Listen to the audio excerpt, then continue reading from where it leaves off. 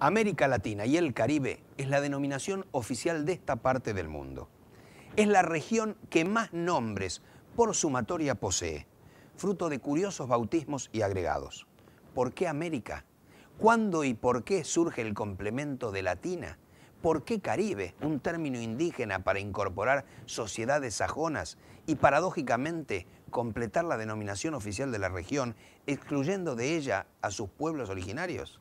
Hoy vamos a recorrer la historia de los nombres propuestos o impuestos, perpetuados u olvidados para esa tierra y su gente. Nombres que implicaron distintos proyectos y formas de pensar esta parte del mundo. Bienvenidos a Explora América Latina.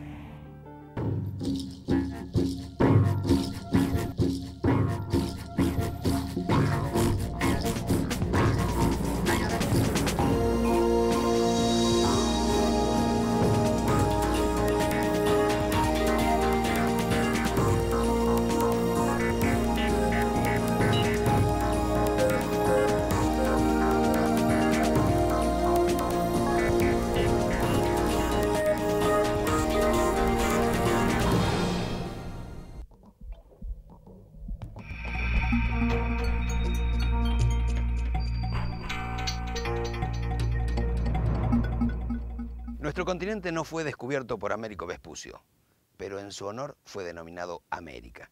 Sus habitantes nada tenían que ver con la India, pero se los llamó indios. Con el tiempo nos convertimos en América Latina, oímos hablar de Panamérica, de Indoamérica, y hoy la región se le engloba en América Latina y el Caribe. Detrás de cada denominación hubo una intención, un error o un conflicto, y siempre una historia interesante. Entonces, para conocer nuestro lugar en el mundo y su gente, vamos a empezar por la historia del nombre o los nombres de esta tierra que por extrañas circunstancias se bautizó América. Corría el año 1507. En una remota abadía en Lorena, aislados del mundo, un grupo de monjes eruditos se dedicaba al estudio de las artes y las ciencias. Uno de ellos trabajaba para editar la geografía de Ptolomeo creada 14 siglos antes. El monje y geógrafo se concentraba en los mapas que ilustraban el libro, pero algo llegaría a sus manos que cambiaría no solo su obra, sino la visión del mundo. Entonces el mismo Luque Lorena, al parecer, les acerca una carta y los 4 viajes de Américo Vespucio. Entonces los monjes ven que Américo Vespucio ha escrito un mapa en el que hay una parte nueva que no estaba contemplada con precedencia, con anterioridad.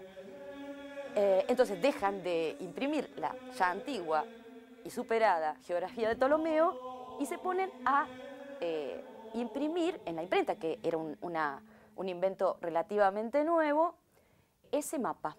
Entonces uno de esos geógrafos, que se llama Waldseemüller, en discusión con estos monjes cartógrafos, decide cambiarle el nombre que originalmente le había puesto Américo Vespucio. Américo Vespucio era un navegante florentino, bueno, era bastante soberbio y muy intrépido, pero no iba a tener la suficiente soberbia como para decir, bueno, pónganle mi nombre.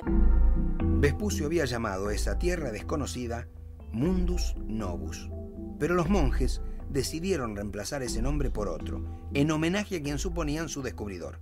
El nuevo mundo se llamaría América, que sería tierra de Américo, y el femenino era para hacer coincidir a esta nueva parte del mundo, que ya en principio parecía incómoda para entrar en el mapa, con otros nombres de mujeres que tenían los 3 continentes conocidos: Asia, África y Europa. El primer mapa de América y la carta de Vespucio, en la que narraba sus viajes y describía esa nueva tierra, circularon rápidamente por Europa. Pero la idea de un cuarto continente chocaba contra cosmovisiones de finales de la Edad Media y hasta de ciertas ideas místicas y cabalísticas sobre el número 3. 3 hijos tuvo Noé, la perfección cabalística del número 3, los 3 reyes magos. Era un mundo concebido de manera tripartita. Bueno, la Santísima Trinidad. Entonces esta cuarta parte del mundo, de alguna manera, venía a corromper esa perfección, a problematizar esa idea del mundo que se tenía en ese momento, desde una Europa que tampoco era una Europa consolidada como tal. Los documentos sobre América se multiplicaban gracias a la imprenta, inventada hacía unas pocas décadas, y se convertían en lo que hoy llamaríamos un bestseller. Europa se enteraba de la existencia de América ignorando por completo a un hombre.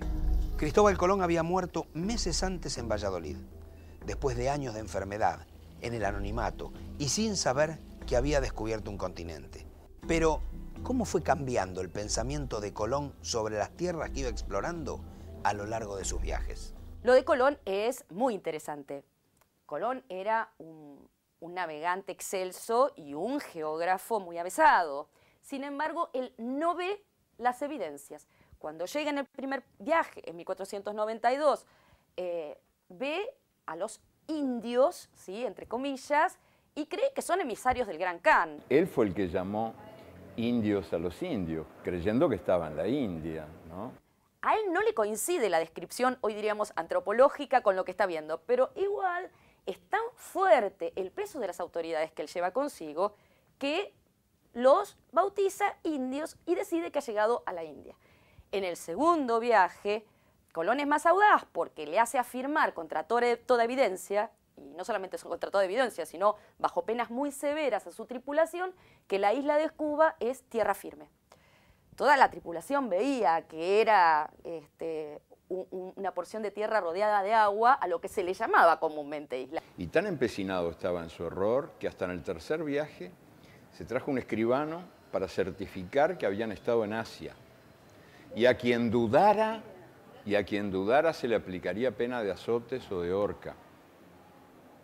La duda estaba prohibida. Habían estado en el Asia, porque ya para entonces había algunas fundadas dudas de que hubieran estado en China o en Japón. Y quizás sea en el tercer viaje donde ese apego a determinadas cosmovisiones se hace todavía más evidente, es respecto de la llegada a las orillas de lo que hoy es el río Orinoco. Cuando Colón ve el río Orinoco, está un poco decepcionado porque no encuentra el supuesto pase al Índico. Bueno, decide que el río Orinoco no es el río Orinoco, sino es el río Ganges, y había una leyenda mitológica que decía que quizás en el río Ganges se habría encontrado el paraíso terrenal. Grandes indicios son estos del paraíso terrenal. Yo jamás leí ni oí que tanta cantidad de agua dulce fuese así, vecina con la salada. Entonces Colón dice, bueno, un río que es tan caudaloso de bajar de una montaña muy alta. Entonces decide que ya la Tierra no es redonda, que eso es el paraíso terrenal, y no es redonda si no tiene forma de pera, lo dice él, a través de Fray Bartolomé de las Casas, o también como un pezón de mujer. Hasta bien entrado el siglo XVII, España seguirá hablando de Indias para referirse a América. Y para mantener el equívoco, al referirse a los habitantes originarios, los llamará indios. Indios.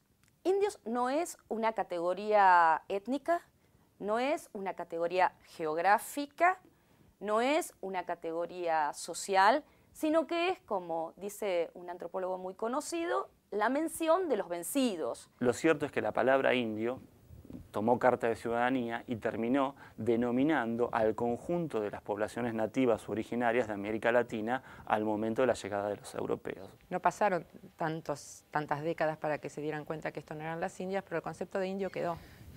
No son aztecas, ni araucanos, ni calchaquíes, ni mapuches, ni toltecas, ni mayas. Son simplemente indios. Una manera de borrar sus múltiples identidades originarias. Y también incluso se transformó, en el caso de en todos, digamos, los códigos coloniales, en categoría jurídica. Indio también es una categoría jurídica. Y posiblemente es la palabra que nos queda con sus cargas más peyorativas, más deshumanizantes. Yo creo que indio es una palabra, parece medio despectiva. Yo creía que son aborígenes o bueno, gente autóctona del lugar que ha nacido y que sus antepasados son del lugar.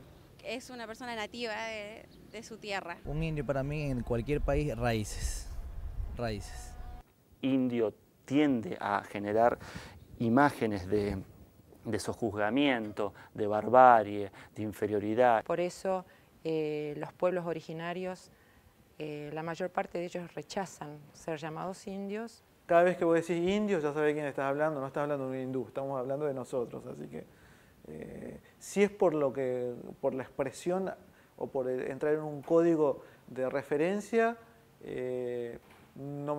para mí no es importante qué nombre. Ahora, si esto implica el reconocimiento de pueblos, el reconocimiento de uno mismo como un sector de la humanidad con la importancia que lo tiene, entonces sí, estoy de acuerdo que se encuentre la nomenclatura adecuada y elegida por nosotros